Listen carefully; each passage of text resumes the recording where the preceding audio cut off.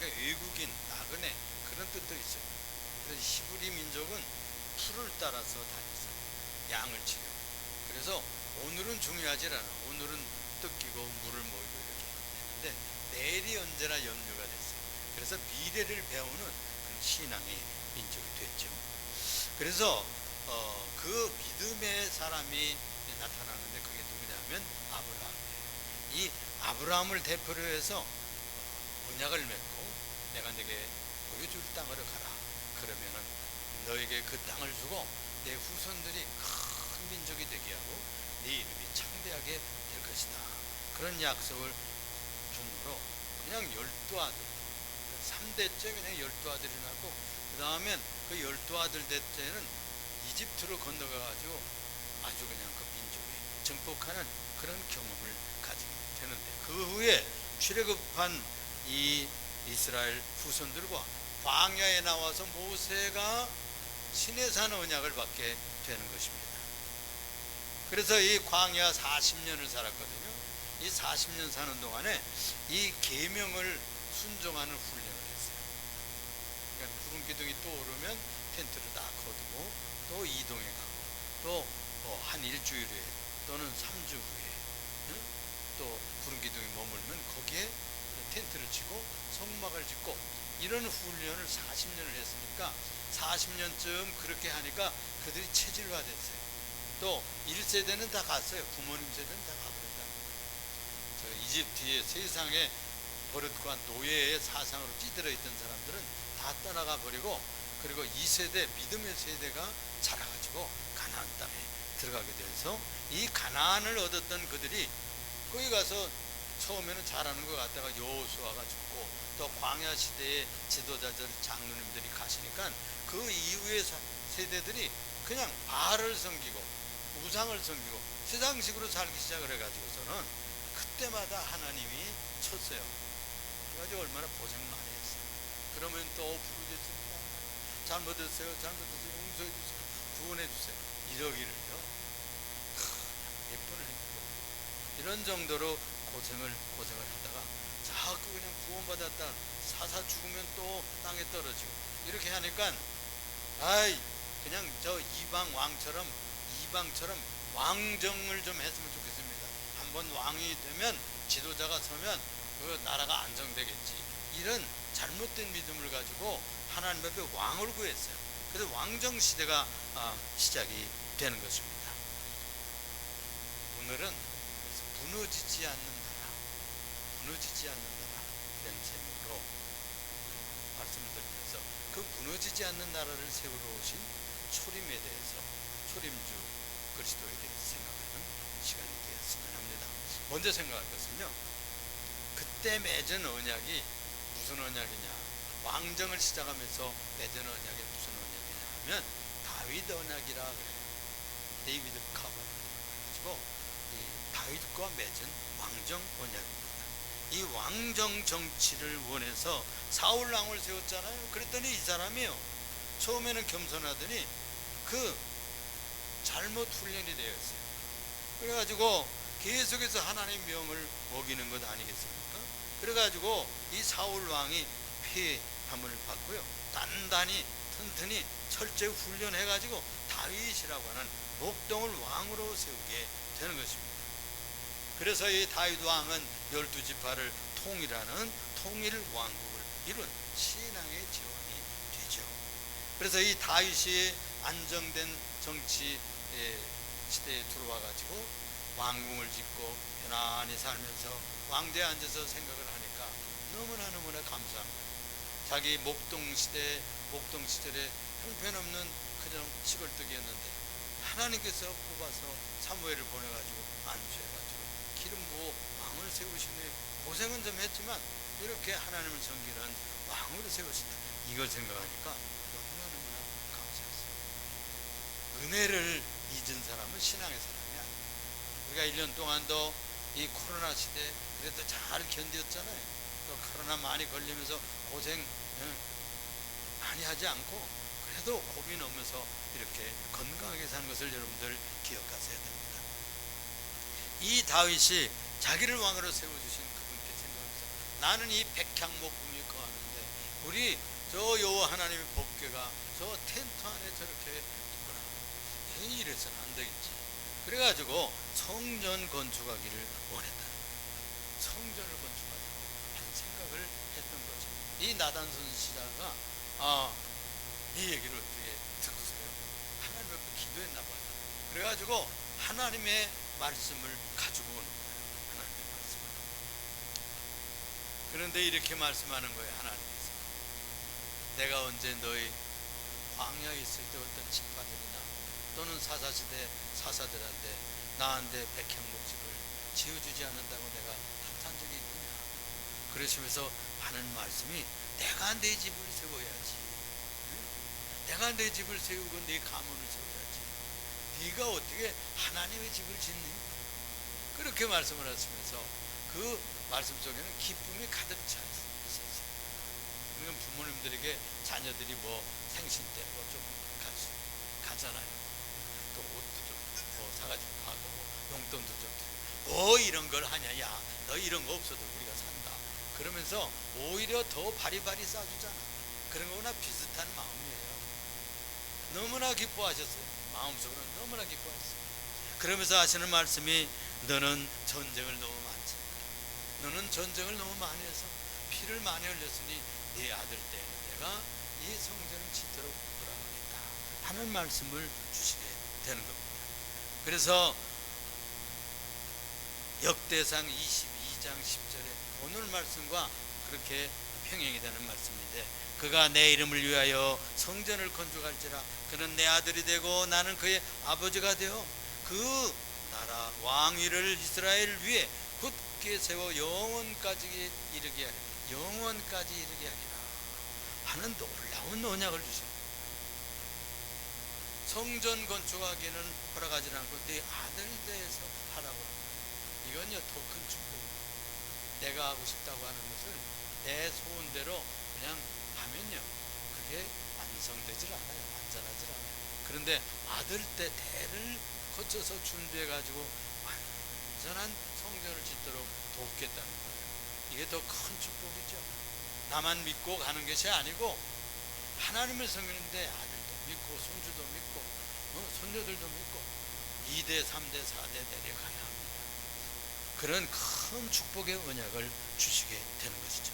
본문에 이렇게 시작합니다. 11절 말씀에 여호와가 또 내게 이르시되 여호와가 너를 위하여 집을 짓고 그랬잖아요. 여호와가 너를 위하여 집을 짓겠다는 거예요. 이 집이란 말은 그냥 이런 건축하는 집도 되지만 가문, 가정, 왕가 이런 뜻도 됩니다. 내가 네 가문을 세워주겠다. 그리고 12절에 내가 네 몸에서 날씨 네 뒤에 세워 그의 나라를 견고하게 하리라. 네 씨라는 말이 핵심이 있습니다. 네 씨는 이 솔로몬 두 아들을 얘기할 수도 있지만 저 수세기 후에 나타날 그리스도를 약속하고 있는 것입니다. 13절 말씀에 그는 내 이름을 위하여 집을 건축할 것이요 나는 그의 나라 왕위를 영원히 견고하게 하리라. 16절에 내 집과 내 나라가 내 앞에서 영원히 보존되고, 여기도 보면 내 집과 내 나라가 영원히 보존되고 내 왕위가 영원히 견고하리라. 거듭거듭 3번씩 이렇게 약속을 했어요. 그냥 도장 찍고 또 찍고, 요즘에 뭐 약속은 걸고 그 다음에 엄지손가락도 찍고 또 뭐 하이파이 하고 그러잖아요. 그런 것처럼 약속의 약속, 언약의 언약을 했습니다. 그런데 이상하게도요, 이 영원히 망하지 않냐는 가문과 왕가가 서리라, 왕권이 서리라 했던 그 말씀은 그 이스라엘 역사에서 성취되지 못했어요. 영구한 나라를 세워주겠다던 그 언약은 다 어디로 가고, 북왕국 이스라엘은 720년 주전, 예수님 전에 벌써 721년에 북왕국이 갈라져 나와가지고 잘해본다 그러다 망했고요. 남은 남왕국 유다, 이 유다 지파의 왕국은 586년에 바벨로니아에게 망해버리고 말았거든요. 그 지상에서 이 다윗의 왕가와 이 이스라엘은 소멸해버리고 말았어요. 그러면 어떻게 하나님께서 언약한 다윗의 언약을 성취가 되겠어요? 또 어디로 간 거예요? 성경이 그럼 거짓말하는 건가요? 둘째로 생각할 것은, 그러면 이 영원한 그 나라의 왕이 누구냐 하는 겁니다. 다윗도 죽고 솔로몬도 죽고 586년간 주전 586년 될 때까지 980여 년 전에 또는 1000년대 그 나라가 섰는데요. 그 586년 주전에 망해버리고 말이에요. 그 많은 왕들이 다 갔어요. 그런데 왜 그 이사야서에 볼 것 같으면 이세 가문에서 한 싹이 난다 이런 얘기를 언약하고 있어요. 하나님의 언약을 변치 않는다고 했는데 그럼 뭐 또 다윗 얘기야? 또 이세는 그 후손이 그 아버지 이세에서 다윗이 나왔거든요. 근데 망한 가문인데 거기에 보면은 이사야서 11장에 들으면 기적이죠. 이세의 줄기에서 한 싹이 나 새로운 싹이 난다는 그런 말이에요. 그 뿌리에서 한 가지가 돋아난대. 그래가지고 반드시 결실하게 되는 것이다. 그러니까 이세의 줄기에서 또 한 싹이 난다. 그 뿌리에서 한 가지가 돋아 올라온다. 사무엘이 이세의 8 아들 중에서 기름불에다가 기름 가득 담아가지고 가서 그 다윗의 막내에게다가 기름을 부어가지고 이렇게 해서 왕을 세웠는데 그 눈으로 똑똑히 역사 속에서 망해버린 가문이잖아요. 근데 그 속에서 무슨 또 새싹이 나냐 그 말이에요. 뿌리에서 어떻게 새 가지가 돋아 올라온단 말이에요. 여러분 이렇게 큰 나무 고무가 되면요 잘라내면 있잖아요. 잘라내든지 또 고무가 되면 그 옆에서요 새로운 덩치가 또 올라와가지고 새 가지가 일어서 큰 나무가 되는 경우가 가끔 있습니다. 그죠? 가끔 여러분들 보셨는지 모르겠어요. 산에도 가면 또는 이런 데 보면 그런 나무들이 있는 것처럼 그걸 지금 얘기하는 거예요. 덩치가 잘려지고 썩고 고목이 되어서 끝장난 것 같았었는데 거기에 새싹이 나고 새로운 가지가 올라와 가지고 나무를 이루는 그런 역사가 일어날 것을 예고하고 있는 겁니다. 이 예언은 전혀 새로운 왕이 나타날 것인데 그가 무너지지 아니할 나라를 세우는 왕이 그렇게 나타날 것이다 하는 예언입니다. 이스라엘 민족은 그것을 대망했어요. 그를 메시아로 보낸다고 하는 것을 믿기 시작하게 된 것입니다. 그래서 메시아 사상입니다. 이사야 선지자는 그래서 메시아 신앙을 전파한 메시아 예언자라고까지 별명이 붙어 있어요. 그러면 그가 이 세상 왕들과 같지 않은 전혀 다른 죽지 않을 소멸하지 않는 그런 메시아의 증거란 증거가 뭐냐? 그 위에 여호와의 영이 내린다는 거예요. 여호와의 신이 옛날 성경에는 여호와의 신이 부어진다 그렇게 되어 있어요. 오늘 우리가 이해할 것은 뭐냐 하면 성령이 부어진다. 성령이 그분의 머리 위에 부어질 것이기 때문에 다른 세상의 왕들과는 질적으로 다른 거예요. 그 성령이 부어지면 무슨 정신이 일어나면 지혜의 영이 일어나는 거예요. 또 총명의 신인 거예요. 그 성령은 모략과 재능의 신이고 지식과 여호와를 경외하는 영이 강림한다는 거예요. 그러니까 이 성령을 받으면 무슨 마음이 생기는 거 아니? 여호와 경외 신앙이 일어나요. 그러니까 이 메시아의 마음에는 하나님을 경외하는 생을 인생을 살다 가는 겁니다. 그것이 사명이에요. 그는 아예 평생 여호와를 경외하는 것을 즐거움으로 살고 그걸 취미야, 인생이야. 그게 삶의 목적이 된 거예요. 그래서 그가 메시아 왕으로 설 때는 외모나 소문 보고서 심판하지 않습니다. 그는 가난해도 공의로 공평하게 평가해주고 심판해 주실 것입니다. 또 비천하고 형편없는 존재라 할지라도 정직함으로 그들을 재판해주고 판결해 준다고 말씀하셨어요. 그의 권능은 입술의 권세입니다. 무슨 뭐 군대 가지고 와서 뭐 이렇게 치사하게 전쟁하고 피 흘리고 그런 세상 싸움을 대포 쏘고 비행기 띄우고 뭐 지금 저 우크라이나하고 소련이 옛 소련이죠. 러시아하고 지금 싸우죠. 이상한 일이 일어나고 있어요. 러시아가 깡대구라 금방 한 일주일 또는 한 사흘 만에 이길 줄 알았어요. 그런데 전쟁은 여호와께 달려 있다고요. 우크라이나가 이겨가고 있어요. 이상한 일이 일어났어요. 왜 그럴까요? 그 뒤에 뭐가 있어요? 미국과 나토, 네이토에 속한 그런 여러 국가들이 계속 무기를 대주는 거예요. 싸우기는 그들이 싸우죠. 그걸 감당을 못하는 거예요. 대포알이 모자라고 미사일이 모자라고 비행기가 떨어지고 위에서 그 내려다 모아주고 작전을 지시해주고 하는 거예요. 여러분들의 뒤에는 무엇이 있습니까? 이 메시아 왕국의 뒤에는 무엇이 있느냐? 무너지지 않는 여호와 하나님의 권사, 하나님의 영이 역사한다는 거예요. 그래서 이분을 대망했어요. 그러면 그가 세상 왕들과 뭐가 다르다고요?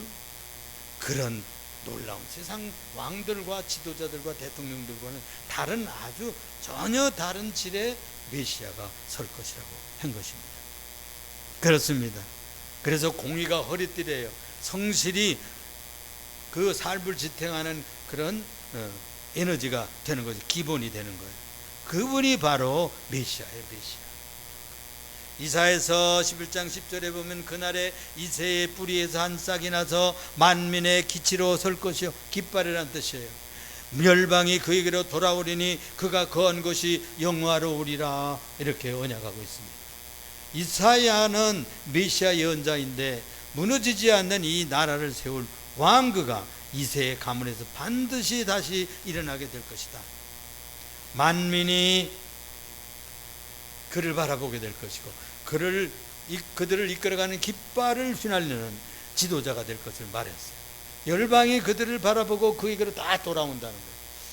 지금 유튜브에 보면은 이슬람권에 말이에요, 예수님이 직접 나타난다는 거예요.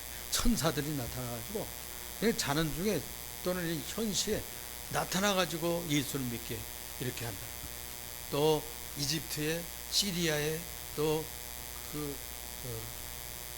에돔 지역에, 이디오피아 지역에 그냥 이 성령이 역사하고 예수님의 그 환상이 나타나고 직접 나타나서 전도하신다는 거예요.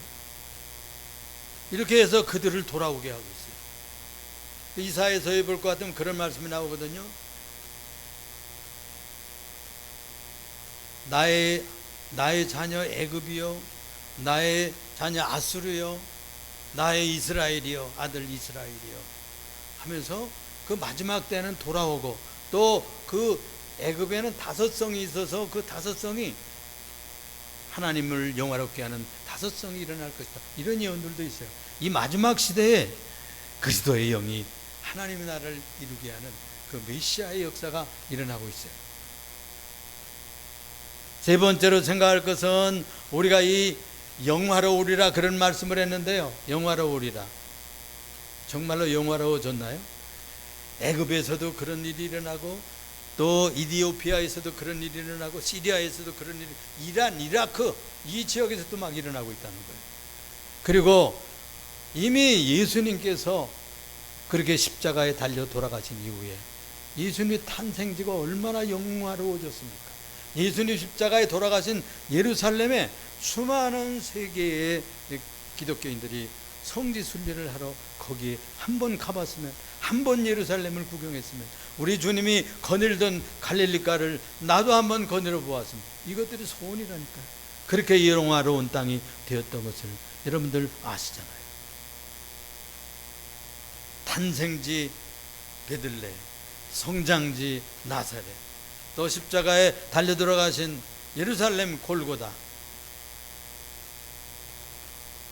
셋째로 생각할 것은 평강의 왕이 한 아기로 성육할 것이다. 평강의 왕이 아기로 오시다니, 너무나 이상한 얘기잖아요. 우리가 맨날 크리스마스 때마다 들어서 그렇지, 평강의 왕이 아기로 오신다, 하나님의 아들이 아기로 오신다, 여러분 해석이 돼요? 어떻게 그게 가능한 거예요? 이사야서 9장 6절에 그런데 이렇게 예언하고 있는 거예요. 이는 한 아기가 우리에게서 낳고 한 아들을 우리에게 주신 바 되었는데 그 어깨에는 정사를 메었고 그의 이름은 기묘자여 모사라, 또 전능하신 하나님이라, 영존하신 아버지라. 한 아기가 온다는데 어떻게 영존하신 아버지가 불리냐고, 이상하고 엄청난 얘기들이 여기에 예언되어 있는 거예요. 또 평가의 왕이 될 것이다, 그분이. 요한은 이 현상을, 이 교리를요, 성육신 교리로 설명을 하고 있어요. 그게 바로 말씀이 육신이 되어 우리 가운데 거하셨다라고 말씀해주고 있는 것입니다. 하나님이 사람이 되었다는 거예요. 하나님의 신이 사람의 몸을 입었다는 것을 성육신 교리라고 말하고 있거든요. 그래서 우리에게 한 아기로 날 것이라는 말은 인간으로 출현하는 메시아가 나타날 것이라 그런 말이에요. 그래서 이 성육신 교리가 성립하지 못하면 하나님이 아들이 되어 세상에 왔다는 얘기를 설명할 수가 없어요. 전혀 마리아에게서 났다는 말은 여자의 후손이 메시아로 오신다는 그 말을 성취하는 신비한 사건입니다. 이것을 다른 말로 얘기하는 것이 바로 한 아기가 우리에게서 낳고 한 아들을 우리에게 주신 바 되었는데 그가 정사를 메었고 모사요 그리고 전능하신 하나님이요 그는 전능하신 아버지라 그랬어요. 여기 정사를 메었다는 말은 미스라는 말인데 이 사라라고 하는 동사에서 왔다고 그래요. 그래서 이 말은 통치를 의미해요. 다스린다 그런 말이에요. 그래서 미스라라 그런 말은 지도자가 되리라 그런 뜻이에요. 지도자가 되리라. 옛날에는 또 이 군주의 어깨에다가 금사슬이나 또는 열쇠를 메었다 그래요. 그래서 여기에 볼 것 같으면 그런 말씀을 하고 있어요. 이사야서 22장 22절에 다윗의 집의 열쇠를 그의 어깨에 두리라. 여기 정사를 메리라. 그래서 이 통치하는 지도자가 되는 권세를 어깨에 맨다는 그런 뜻이에요. 그런 사명을 가지고 태어나는 메시아가 될 것이다. 그래서 그의 이름을 기묘자다. 아주 놀라운 분이다. 이상한 분이다. 원더 우먼이라는 영화 있었잖아요. 옛날에 원더맨이야. 놀라운 존재예요. 또 모사로 했어요. 모사는 여기에 제자라는 말도 되지만 카운슬러 옆에 와서 변호해주고 상담해주고 위로해주고 격려해주는 그런 존재가 될 것이라는 것입니다. 그런데 그를 하나님이라고 부른대. 우리가 지금 예수님을 하나님의 아버지라 하나님의 아들이라 그렇게 부르지 않습니까? 또 이 말은 그에게 신성이 깃든다. 하나님의 신이 그에게 와 있다. 하나님의 영이 그에게 와 있다 그랬어요. 그러니까 요단강에서 그가 공적인 사명을 다하러 나갈 때 세례를 받았잖아요.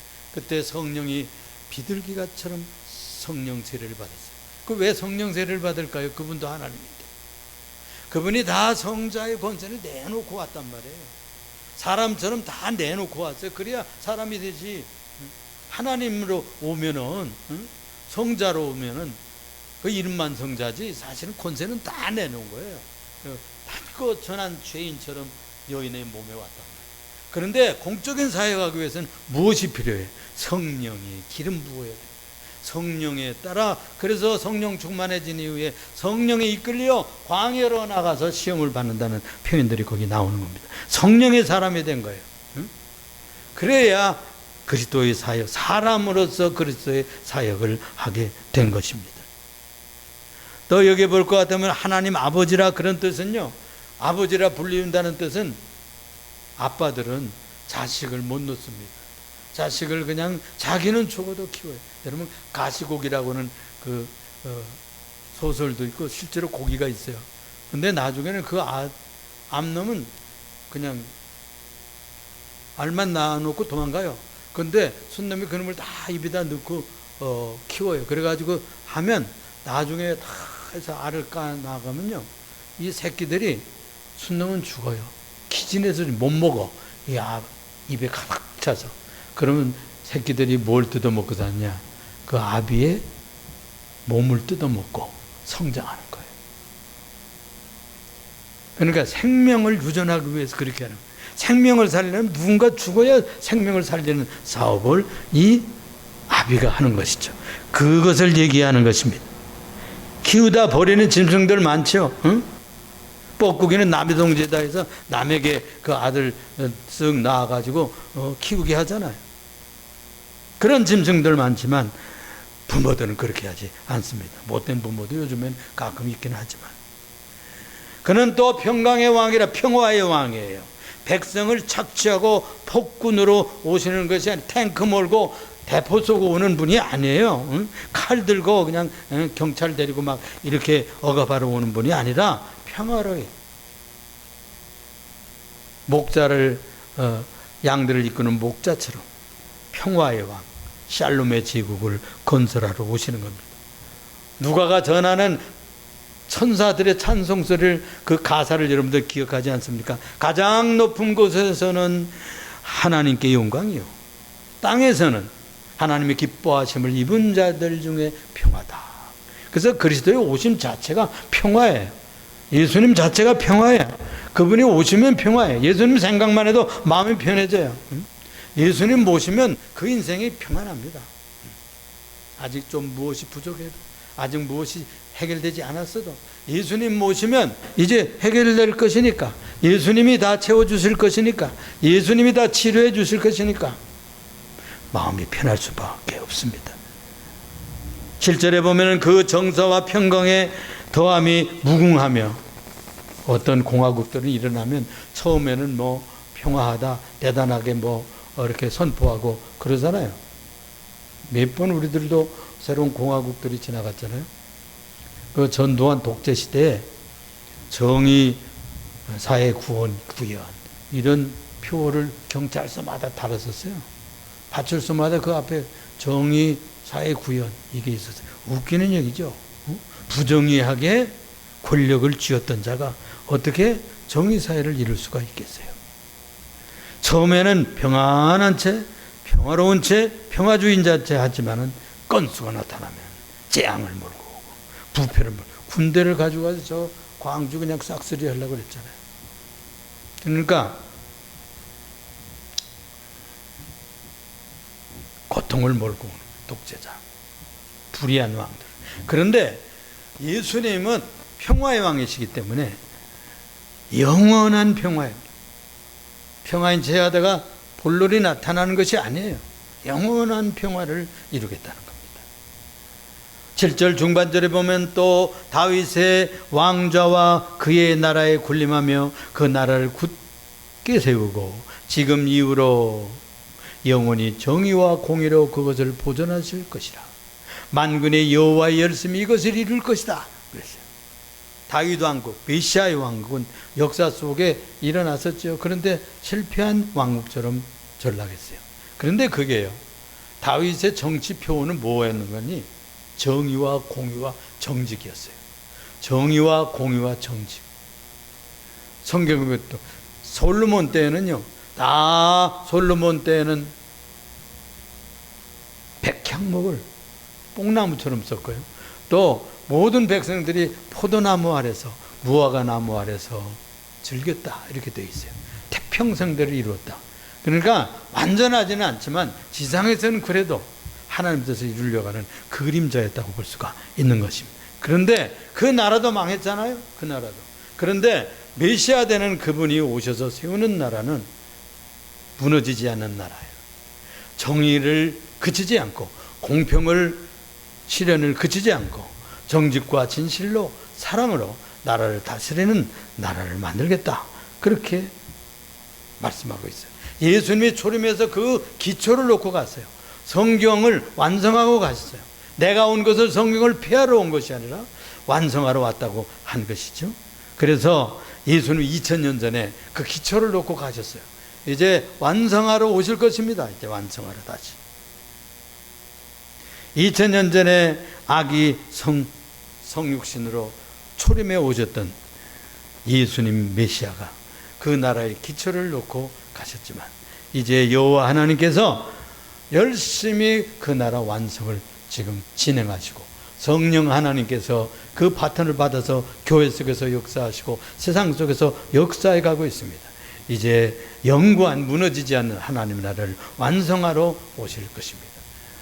초림하신 그분이 재림하러 오실 때까지 신앙생활 잘 하시다가 이 재림의 나라에 참여하시는, 무너지지 않는 나라에 들어가시는 여러분들 되시기를 주님의 이름으로 축원을 드립니다. 기도하겠습니다. 사랑이 많으시고 은혜가 풍성하시며 우리의 지존자가 되시는 주님, 2000년 전에 주님 오시사 초림주로 오셔서 정의와 공의로 회개하라 천국이 가까웠느니라 하나님 나라가 가까웠느니라 외치던 주님, 기초를 놓고 가시는데 벌써 2000년이 지나가고 있습니다. 이제 주님 오실 날을 가까워왔는데 재림주로 오셔서 우리가 부족하지만 주께서 신앙생활 잘하는 자들은 들림받게 하시고 주님의 뜻에 순종하는 자들은 들림받게 하셔서 다 주님의 무너지지 않는 나라에, 영생하는 나라에 들어가도록 축복하여 주시옵소서. 우리 가족 중에, 우리의 형제 중에, 우리의 자녀들 중에 한 사람도 빠뜨리지 말고, 또 우리들의 부모님들 중에 한 분도 빠뜨리지 말고 다 하나님 나라에 동참하는 역사가 있게 하여 주시옵소서. 다음 주일은 조림하는 성탄을 기념하는 주일인데 다 나와서 축복해 주시옵시고 기쁨으로 성탄을 맞게 하여 주옵소서. 우리 주님 예수님 이름으로 기도드리옵나이다. 아멘.